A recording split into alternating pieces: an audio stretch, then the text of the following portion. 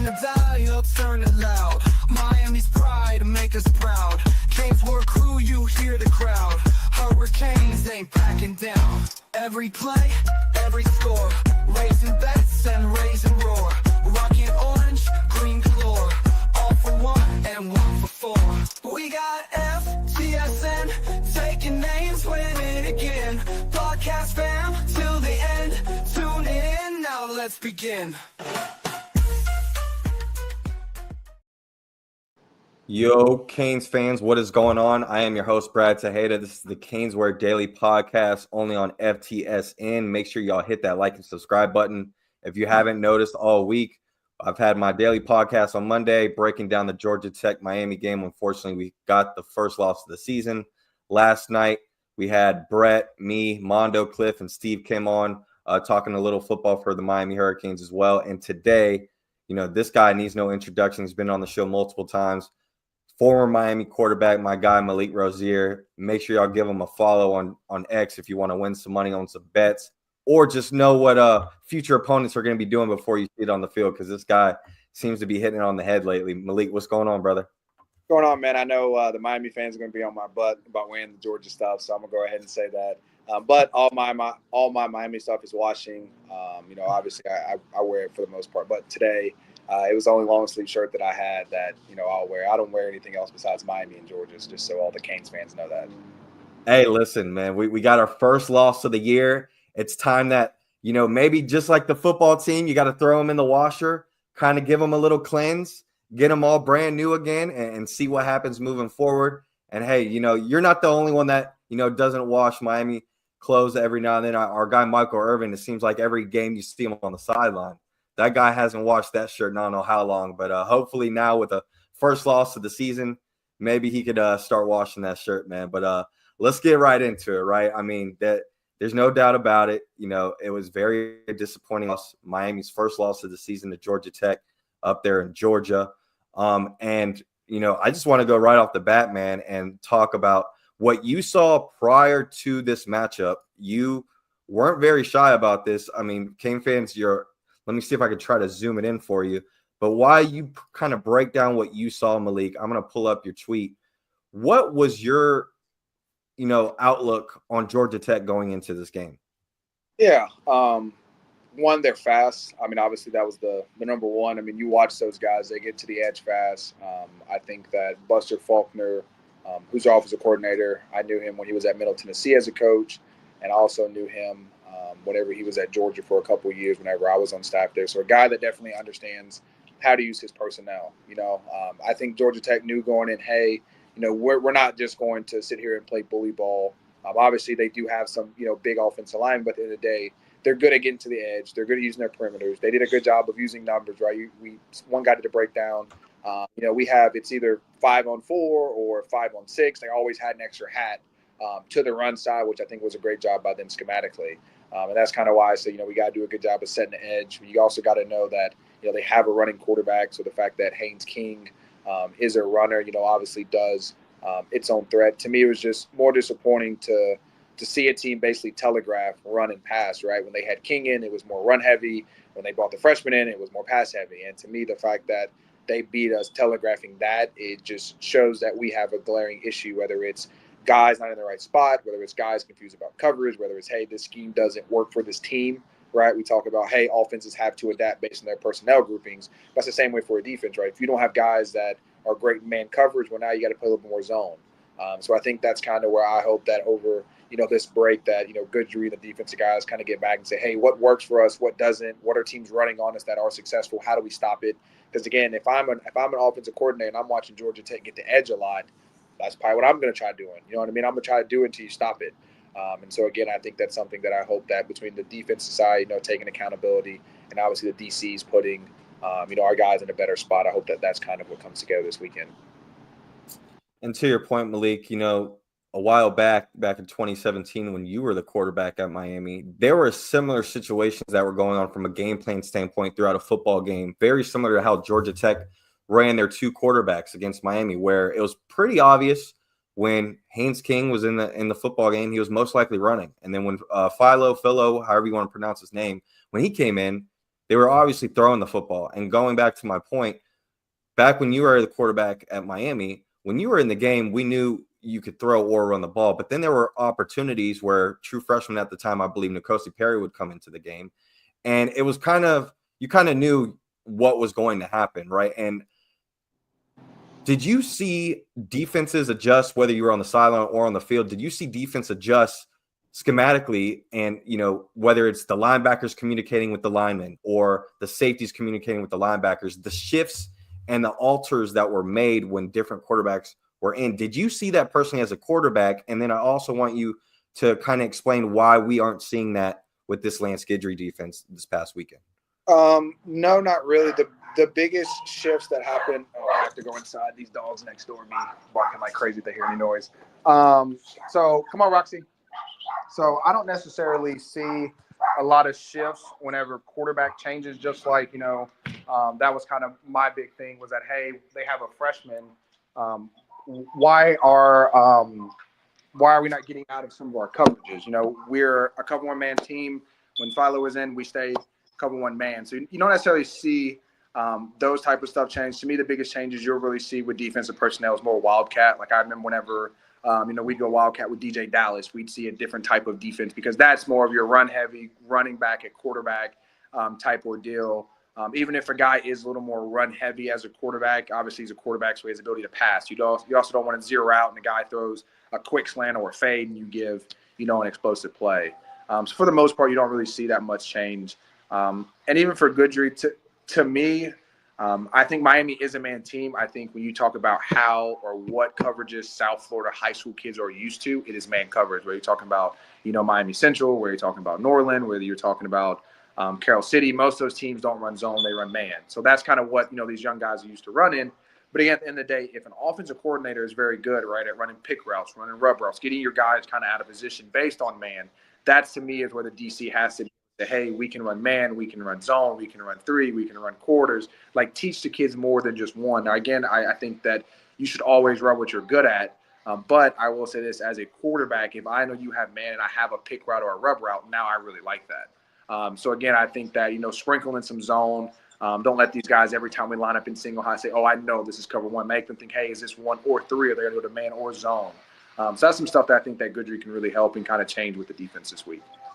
Do you think that offensive coordinators and offenses moving forward, it seems like the last few weeks, people are watching our film and they're strategically going at certain players to your point of when they are lined up in certain positions or knowing that they're pretty much screwed from the jump. If you got 5 or 6 guys on the right side of the line of scrimmage and yet we only got 3 or 4 and you bring another guy in motion, you're already 3 or 4 guys behind before the snap even happens. But I want to ask you, do you think that guys like, Deani Hill, Kiko Mainoa, Jaden Harris, and certain opportunities when these guys are on the field or when offensive coordinators or quarterbacks are keying in on those guys, do you think that is something that we're going to start to see happen more religiously? Or do you think this was just kind of a one-off situation?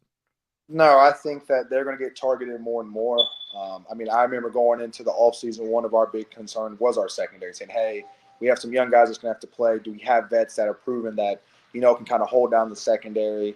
And so to me, I think that those guys are always going to get challenged because to me, right, if you can't win on the perimeter, which again, I think our defense has done a great job for the most part, right? I'm not giving up a lot of deep fades, a lot of deep posts. You're not seeing like 4 or 5 plays now, at least of like 50, 40 yards. Right? That's more of our offense, right? You're seeing Cam scramble around, throw a dart 25, 30 yards downfield for chunk plays. You don't necessarily see that a lot with our defense. But to me, when that happens is, right, usually when that means that your corners are good, obviously OJ's done a great job of holding down his side. Usually the guys that are going to get abused are going to be your tight ends, are going to be your running backs. I remember when I was at Miami, we had great outside guys, right, like Amon, things like that, even Braxton in the slot. But for the most part, right, we picked on a lot of linebackers with our backs. I remember we had a play called top. Top just means tailback option. So it's 4 verts on the outside. Unless they go 0, all you're working is your one-on-one with your back because we knew that mismatch was our back on Mark Walton. We ran that play 3 times versus Duke, and all it was a one-on-one route. We kind of cleared everybody out, and we just let the back kind of pick on linebackers. So that's always been a thing, and I think it's definitely more prevalent right when you get to the NFL when third down backs, right, guys that can really kind of get out. And I think that, with the way the pass game has changed, with the way that, some of these running backs now are kind of dual threat. Like I remember Duke Johnson was really the first back that I saw, right, that was great in the run game, but also would make a one-hand 360 catch that was like freakish. Nowadays, there's a lot of backs, right, that have really good hands. And so I think that that's kind of what teams are doing. Hey, we can't really pick on the freshmen, right? Hey, they're kind of clouding the other side. Where's the weakness, right? It's kind of our linebacker saying, hey, we're going to put speed on size. We have bigger backers, right, 230, 225-ish. They're kind of putting speed on them and say, hey, we're not going to let you guys tackle us because we're going to run away from coverage. But again, right, if you're in a zone, it doesn't matter because now I'm pushing you out to another guy instead of me asking my Mike linebacker to cover a running back that runs a 4-4, 4-5. Now, before we switch to the offensive side of the football, and in my opinion, it was kind of the reason why we lost the football game there at the end of the game. To talk about the defense one last time, obviously we lost our first game of the season. I think we can mostly all agree that leading up to this point, if you would have said, hey, we only got one loss to this point, you would have took it regardless who the team was against. But yet there are still Hurricane fans out there that are literally hitting the red panic button, wanting to fire Lance Guidry, wanting guys to hit the Greyhound bus. You've been very vocal that you still have trust and faith in Lance Guidry. Tell the Cane fans why. Yeah. One, again, after 9 to 10 weeks, teams start to have a beat on what you do. I don't think if you go back and look at week 1 compared to now, Guidry really hasn't changed who he was. So teams are going to have their plays. To me, again, I think that's kind of where it's like an offense, right? Like even with Rick, like by late season, people started to pick up, hey, they're running inside zone. Hey, 3-by-1, 3rd and 4, they're going to run double out and they go. Like there were people that would call it out. So we had to slightly adjust our offense because, again, that was kind of quote-unquote our base. Just like our defense, their base coverage is probably cover one man. So, again, that's kind of where I'm saying, hey, instead of coming out first rep, cover one man, go cover 3. You're still in single high. You're still making it look like it is, but now you're having a quarterback that now might think, oh, I got man coverage on the slant, and now he sticks it in the linebackers there to pick it off because now he's in zone coverage and he's not chasing the running back running out in the flats. So, again, there's small things like that I think are very simple for Guidry to change. Obviously, he's smart enough. And, again, at the end of the day, I have a lot of faith in Mario. I know Mario takes winning seriously. I know Mario takes recruiting seriously. I know Mario takes coaching seriously. And, again, if Mario's not going to fire him, I don't know how anyone else is better qualified to say who should be on staff and who shouldn't besides Mario. So, again, that's where a lot of my faith comes from. I'm not saying that Guidry's perfect. I'm not saying that the defense is perfect. But, again, at the end of the day, I don't think there's a defense in college football right now that is perfect. I think you look across the board, there's a lot of defenses that have holes. I mean, we're talking about Florida State's D-line, don't look good. I mean, we're talking about Alabama's defense, doesn't look good. The only defense to me that looks pretty decent, I would say, is probably Oregon and Ohio State. But they still have holes because you watch them, they play each other, and both those teams scored 30. Both those teams had really explosive play. So every defense is vulnerable. The one thing that I do give Guidry outside of the Georgia Tech week was that his second half adjustments have been elite. Whether it's been shutouts, whether it's been very minimum points, this is probably the first week that teams have actually gone into the second half and continued to score above like 10 points. And Steve Kim made an excellent point about one of the strategies that I think most Cane fans have kind of overlooked this year of what Mario is doing now with a quarterback like Cam Ward and how great we are on offense.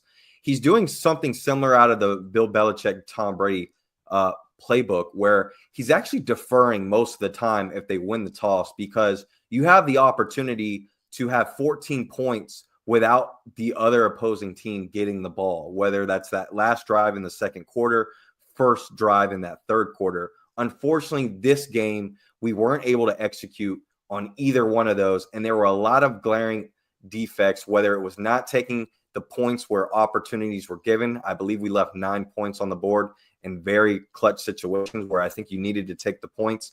But speaking of clutch, obviously, as we know, you being a former quarterback, our guy Cam Ward has been really clutch all throughout the year. But like I said at the beginning, we found out Cam Ward is human just like everyone else, right? And unfortunately, Cam Ward, I feel like, was the guy that had the opportunity like he has every other game. And unfortunately, he just didn't execute the right way like he has been doing in the past, whether it's checkdowns or, maybe calling out of certain plays to pass instead of run. You being a former quarterback, what are you telling Cam Ward in this bye week to prepare to get back to being the old Cam Ward against Wake Forest? Yeah. One, I would say tell all your teammates stay off social media. I don't think there's anything on social that's going to help you right now. Secondly, the big thing I'm telling Cam is don't let the second half be a determining factor whether we win or lose. I would say that the only week that I really felt like we started off fast or hot or a huge sense of urgency was Louisville. For the most part, I do love the calm and collected. But again, there are certain teams, and we found out this week, and we were very blessed to not find out earlier, that it is very hard to come back on a team, especially right if they are a run-heavy team where, again, there are drives where they're holding on to the ball for 10 minutes, and you have Cam on the sideline. So it's like every drive is precious. To me, I think that's the side that if we can say, hey, from the – Oh, you're on mute. Sorry, someone's calling me. If we act like we were down 20 points in the first quarter, right, I think the mentality, the mindset, the sense of urgency would all change because we've seen it, right? We've seen the offense be very relaxed, and then all of a sudden, No, you're good. And then all of a sudden, right, Cam flips it on, and he's scoring, he's unstoppable. I think that's big. I also think the big stat that I look at, right, is there are certain guys in the offense that you have to get touches to. So, like, when I was in college, it was Amon Richards. Once Amon got going, right, it opened up Braxton, opened up the run game because now teams are shading safeties over Amon. They're scared to get ran by. To me, Xavier is that guy, right? When he doesn't get touches, whether it's the first half, like I think about Cal, right? He was very mute versus Cal in the first half. It's kind of how he was kind of this game, right? The second half, he popped off 3 touchdowns, 100-something yards. But to me, right, he's a guy that whether it's tunnel screens, whether it's bubbles, whether it's quick hitches, right, you got to get him the ball because as soon as he gets going, to me, the rest of the offense really feeds off him. I know Cam is obviously the staple, but there's always that one guy where it's like once you get him going, the whole entire offense just opens up because now DCs have other stuff to worry about.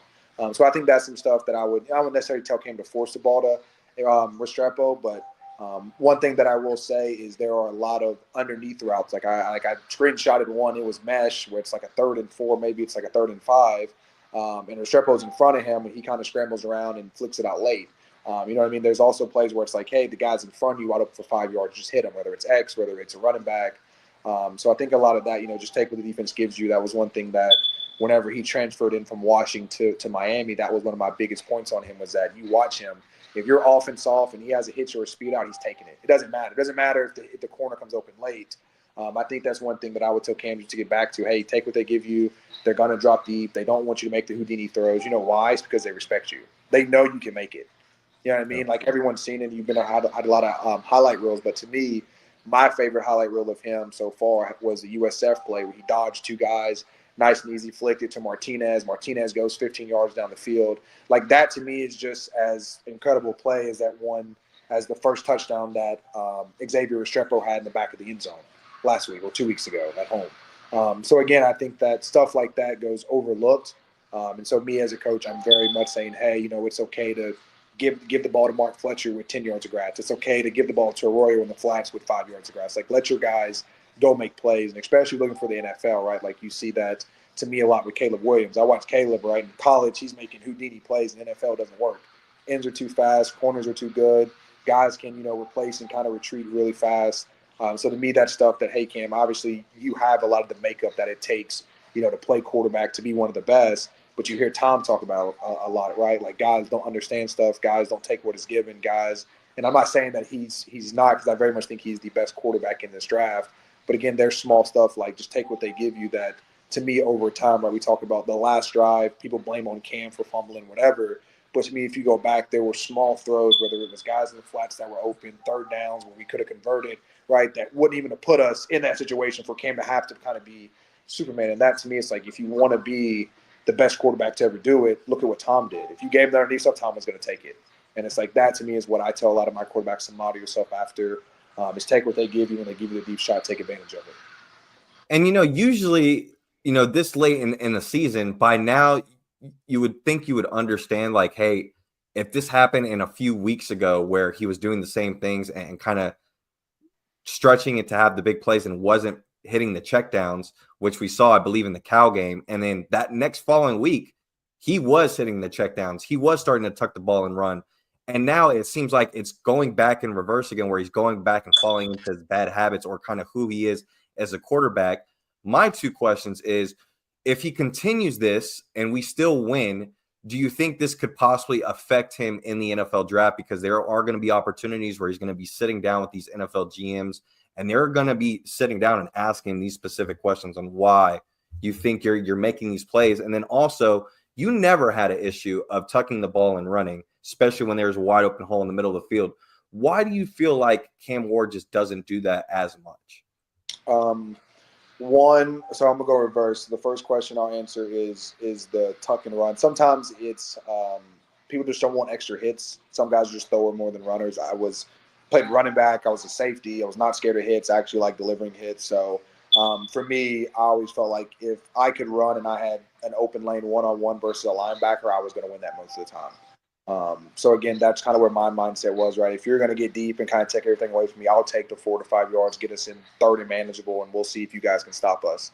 But obviously, to me, Cam has a lot more arm talent than me. So Cam's like, hey, I don't have to run it. I can sit here and flick the ball from wherever, whenever.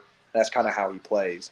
So I would definitely encourage him to run. The big thing I was kind of talking about earlier in space, right? If you encourage guys to run, you also have to teach guys how to slide, how to get down, how to protect themselves, right? Like I wouldn't want to be a runner in college, and then I see a 6'2", 230-pound linebacker flying across, and you're not anywhere out of bounds. Like, how do I protect myself at that point? So, again, I think Cam's done a good job of sliding, but, again, I'm not the biggest fan of that. I've seen a lot of guys get mild concussions because they slide, defensive back or linebacker hits them in the head. So I think some of that's just instinctual, to be honest with you. That's some stuff I teach my kids when we do drills. Hey, move, run, take off, make a decisive decision. And then going back to the NFL GMs, that to me is more 50-50. It just depends on how your coach is wired. To me, there are more open-minded, free thinkers. Whenever you talk about some of the newer age guys, right, like Lamar, like Jaden Daniels, Caleb Williams, I would say Daniels didn't have a problem, but like Caleb Williams, even Anthony Richardson, right? A lot of people get taken based on upside. So what have you done? What have you showed me? And I'll be honest with you, too, a lot of NFL guys are very cocky and confident. They know that you make it to the NFL, you're the best of the best coaching-wise. If I say, hey, I see a kid that is making these plays, now all I got to do is coach him how not to make the dumb plays. Now I have a very elite quarterback. So, again, at that point, I don't think that would necessarily hurt him. To me, it would have to be like a character issue or, I mean, you could say low IQ, but, C.J. Stroud tested low on the test. Look at him. He had one of the highest completion percentage as a rookie.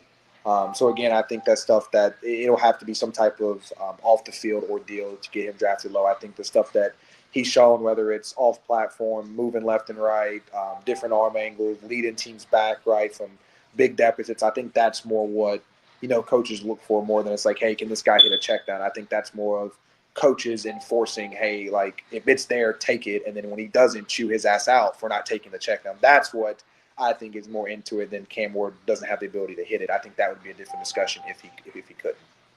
Now, we talked about the defense, Cam Ward and Xavier Restrepo, and I think two guys, between Mark and Damian Martinez, it seems like anytime they get the ball, they're getting positive yards for the most part. But it just seems like they're not getting the amount of touches and opportunities, whether we're trailing behind in football games and kind of chasing the scoreboard, or, you brought up Coach Mark Richt and kind of, how you guys were somewhat predictable in offense with the inside zone. It seems like anytime we're running the ball, why is it that we're only running in between the tackles? I have no idea. I think half of it is you do what you're good at, and if you're good at inside zone, that's what you run. But I also think that we're athletic enough, we're smart enough, we're fast enough to also have a perimeter run game. And that, to me, where it's like we haven't even, to me, tried it enough to be like, okay, we suck at perimeter run, to even be like, okay, let's take it out. To me, one of my favorite plays last week, Georgia Tech, was a time where Martinez did get the edge. And he finally got around the corner, and it's like, can we run more of that? Can we run more? And that was on a pin pull. Like, I'm very big on, hey, right, like for me, like I don't play defense, but I'm thinking about as a defensive guy, I would much rather have a zone lineman come off a double team to block than have a pulling guard running full speed around the corner and then seeing a 6'2", 200-pound, 30-pound man running right behind him full speed around. You know what I mean? It's just like I think that our guys, especially offensive linemen, are they the most athletic? you can argue that we have some very athletic guys, I will say, but to me, I just think that getting our alignment in space is not a bad thing. I think that our guys got blocking in space, and so again, I think that is something that is it your strong suit? Maybe not. Is it something that to me you should definitely explore, especially with the to me minimum games? Yes, we're getting 3 yards, but we really haven't had a very electric run game, right? It's not something that to me people don't fear our run game; they more fear our pass game. Now they do fear us leaning on them late, right? Red zone, 4th and 1, 3rd and 2, that more. But like them, like saying, okay, this guy's going to go 60-yard and hit his forehead on the goalpost. Like to me, our backs haven't done that yet. It's been more like, hey, they're going to ground and pound it by the 4th quarter. Linebackers, you guys better get ready because your legs are going to get tired. That's more been the more reality for us. But again, I think we have guys like Chris Johnson. We have guys like Lyle. We have A.J. Allen. Those guys are fast. Those guys are good. Those guys are obviously talented. Again, I've been big on even if you don't want to do pull. I know Georgia runs it a lot. Do the quick pitch, right? It's in the boundary. You quick, you pitch. They get the edge. You don't block the end. You say, hey, you got to beat them with speed. And to me, at the end of the day, right, there are some very good defensive ends in the ACC, but there are also defensive ends that schematically we should be able to outrun. And, like, that's where it's like we got to be able to pinpoint when we can run it. Again, you go 3-by-1, who do they put in the boundary? They put the slow guy in the boundary, the quick pitch in. Or you can even do a speed option, right? Cam's very easy. Catch it, pitch, get out. It's a quick pitch by Cam. So to me, there's stuff like that I would love for them to explore, especially with some of the talent that we have. Because, again, you know how the portal gets. You never know who's going to stay, who's going to go. Even seeing, Thomas Castellanos, who a guy I thought was going to be at BC for a while, he's going to end up in the transfer portal. So to me, utilizing some of these guys is going to be very important coming down the stretch. Now, one thing that's going to be very important in this bye week is for this team to reset and get back to what they need to do to finish out the season. They got 2 more games ahead of them to make it to the ACC championship. As long as they win, they control their own destiny. And very similar to when you were the quarterback back in 2017, you guys got your first loss of the season against Pittsburgh. And then I believe you guys had a bye, right? You had a 1-week bye after Pitt, and then you played Clemson after that. Yep. And first week of December. What was your message to the team in the locker room when that occurred? And where do you feel like this team is compared to you guys as far as getting ready to kind of go through adversity? Yeah. Whenever I don't even know if we had a meeting. I know we had an offensive meeting for sure. I don't think we had a team meeting because our defense held it down for the most part. And our defense was really good. So there's no point of us getting on their ass, to be honest with you. But for the offense, it was more like, who are we? What statement do we want to make? Yeah, we've done a lot of stuff that Miami's haven't done. We broke the streak with Florida State. We beat Notre Dame. We got inside, the top 2 in the time. Is that all we're trying to accomplish? And I think that's kind of where it's like for this team too. Do you guys just want to say, hey, we had a couple good people on our team, right? Cam Ward broke some records. Xavier Shepard broke some records, right? We blew out Florida State. Things like that are cool, but it's like, for me, the ultimate goal every year is always win the ACC, go to a natty. And it's like, if that's your goal, it's still ahead of you. It's very different than where we were. I mean, we still had the loss and made the ACC, but even with the playoffs, right? You go to the ACC, you win it. Now you put yourselves in a really good spot for the playoffs. And so to me, I think a lot of that's on Cam, right? A lot of teams are going to look for Cam and say, hey, how do you lead? Where do you go, right? There will be Sundays where you lose. How do you respond the next week? How do you look as a quarterback? Does your offense come out looking fast, or do they come out looking sluggish? Do you take it as a chip on your shoulder, which I think he will, right? I think he is a guy that takes everything as hey, he takes it very personal, which I kind of like, to be honest with you. But again, if I'm a GM, I'm saying, hey, you had a loss, you had a bye. This is like NFL, right? You have a loss, you have a bye, you're playing a good team next week. How do you respond? How did your offense look? And I think this is going to be a very realistic look for him. Again, more mentally. Again, I don't think there'll be anything that Wake Forest does that can necessarily stop us. But again, I think that kind of like we saw versus Georgia Tech, right? When we get in our own way, we kind of stop ourselves. Yeah, I mean, I'm loving the approach of the 1-0 mentality each and every week. And I think with some of the leaders on this football team, we could get back to on schedule. And I don't want to overlook Wake Forest, but I think Syracuse is definitely going to be the ultimate test to see if we can really get to where we need to be, because a guy in Colin McCord can really test this defense, just like some of these other quarterbacks have been able to do throughout the season. You brought up the playoff rankings. You guys obviously got as close to number 2 in those playoff seedings. And Miami, first week last week, was a number 3 seed, first round bye, obviously. And as we know with college football, it changes week to week. And now we are currently ranked number 9, still, to your point, controlling our own destiny. What was your overall thoughts on seeing Miami ranked at 9? Because me personally, I thought as much media shade that has been acknowledged on this Miami team, and now that we finally get a loss and people kind of say, hey, Cam Ward's not really Cam Ward, this team's not really like that, I was expecting us to fall back a little bit more further than 9. And I mean, me personally, I think a team like SMU deserves a lot more credit in the playoff rankings, at least currently where they're at in the season. What has been your overall thoughts so far on the playoff rankings? Yeah, I don't necessarily care about playoff rankings. To me, if your goal is the playoffs and you control your own destiny, if you win out, the rankings will take care of themselves. I think that as a fan, right, we get kind of caught up in where we're ranked and who we're quote unquote better than. But at the end of the day, that's why I like this system, right? If you win out, you're going to prove who's good and who's not. So for me, I love it. You know, I'm glad that, you know, I was kind of with you guys. Like I think I had us at like 10 at one point. I was like, nah, I think I'm maybe 9, and I hit around the head with 9. A lot of people had us at like 11 or 12. But I'm just like, the problem with that is, right, is that there's not 10 better offenses than us when you think about the scale of how people are winning, right? It's not, to me, it's not very low-scoring game. And if it is a low-scoring game, usually in the fourth quarter, like I remember watching Ole Miss, LSU, and it was like the fourth quarter, they both put up like 14 to 20 points like that. You know what I mean? Mm-hmm. So like, for me, it's more of an offensive-based game. And I think that that's kind of what really helped us. I think that if we don't have Cam Ward, and I think if we were just skimming by with someone that isn't, you know, a potential Heisman Trophy winner, then yes, I think you guys are right. I think they do have us 11, 12, 13. But I do think, you know, with some of the guys that we have, again, like Ruben Bain, Cam Ward, guys like that, I think it's very hard to say that there are, you know, 10 to 11 better teams in Miami, at least right now. Well, hey, man, we talked a lot about this Miami team, obviously with the Georgia Tech loss, what we need to do to focus during this bye week to get back to on schedule. Malik, before I let you go, man, you got any couple picks for the Cane fans tuning in and watching, man? Because you've been on a hot streak hitting these bets. What you got for us as far as some of these? I gotta look. I haven't even really looked. I usually don't look until like Sunday or Saturday morning. Honestly, I like the Texas at Arkansas minus 13. I think that one's going to be a really good one. You like the over or under on that? I like Texas spread 13 You and a half. like Texas spread? What about? Yeah, I think the over under is 57.5, right?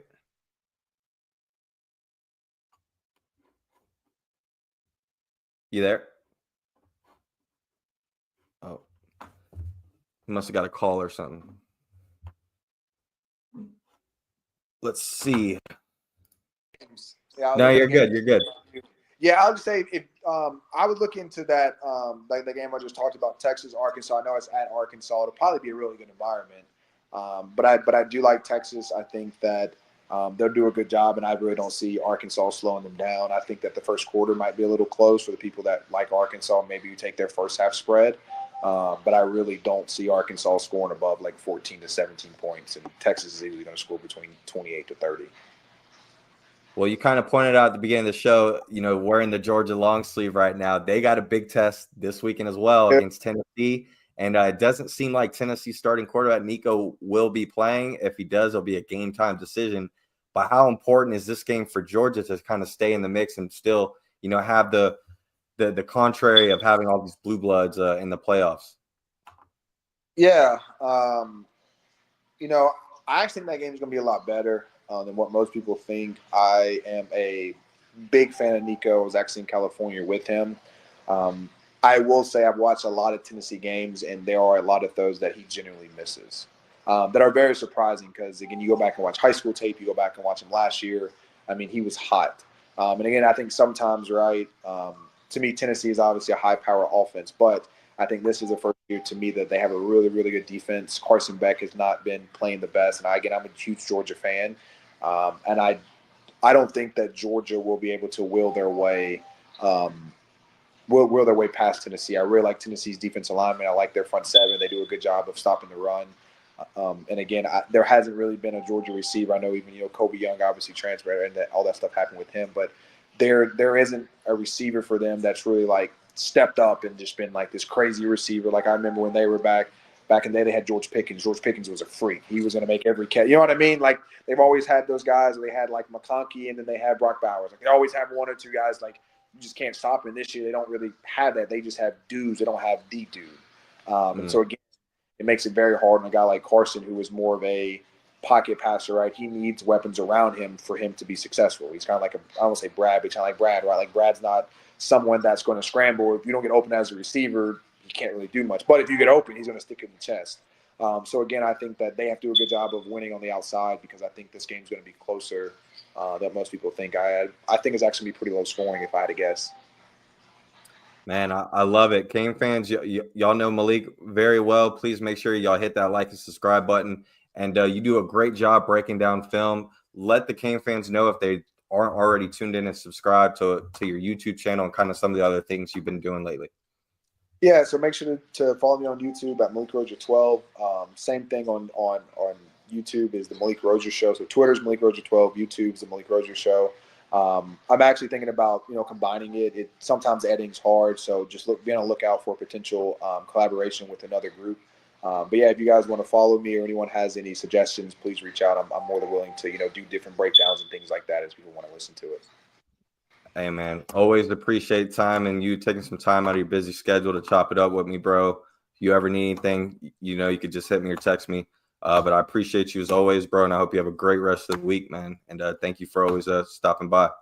Perfect. Thank you, guys. Have a great day. Awesome. Appreciate you, bro. Go Canes. Go Canes.